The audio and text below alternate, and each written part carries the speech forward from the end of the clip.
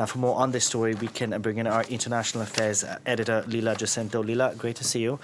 Typically, when allies walk into the Oval Office, it's a hug and, a kiss, and you sit and you talk to your friend, essentially. But this is no longer the case. Donald Trump has turn everything on its head, that Berlin is now worried for how Merz is going to do. Oh, yes. And, some of the headlines have things like preparing to venture into the lion's den. The lair, of course, is the Oval Office. Now, look, when it comes to these visits, right, there's always, regardless of who is in the White House, there's the style and the substance.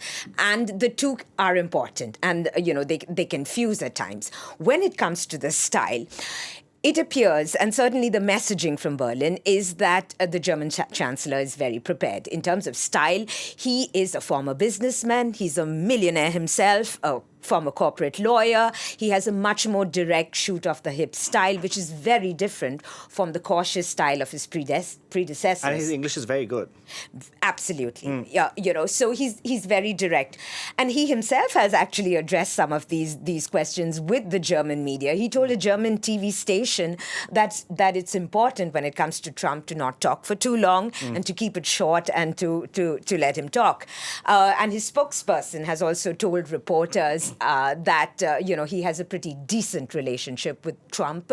They've spoken on the phone several times and they've exchanged text messages, and the two leaders are on a first-name basis, which frankly is a bigger deal for a German than for an American.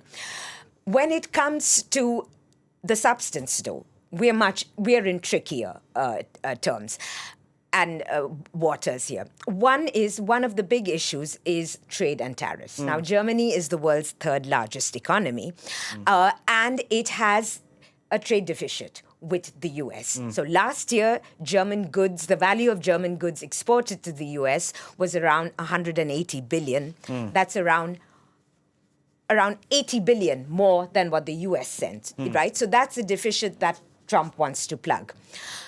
This is something that Merz will have to handle. Another important thing is the 25% tariffs that Trump has imposed on the automobile and auto parts industry, which is particularly targeted at Germany. Merz can offer some solutions to this. I mean, among other things, there are German car makers, Volkswagen, Daimler-Benz, as well as BMW, that have plants in the U.S. They could work on that.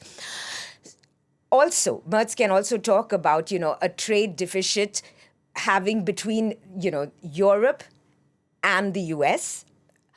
against China, because that's where Trump's trade deficit sites are. So he has some cards to play. Another big one, of course, is Europe's defense and support for the war on Ukraine. Because mind you, this meeting comes a few weeks before the two leaders will meet again, along with other leaders of NATO at the big summit at The Hague later this month.